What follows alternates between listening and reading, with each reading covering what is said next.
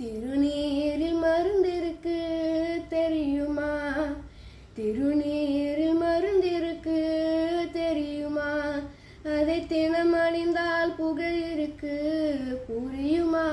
அதை தினம் அணிந்தால் புகழ் இருக்கு புரியுமா?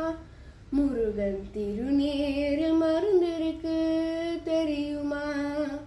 அருமணக்கும் அயனின் திருமருந்து, அருமணக்கும் அயனின் திருமருந்து, நல்ல அறிவு கண்ணை திறந்து வைக்கும் அருமருந்து.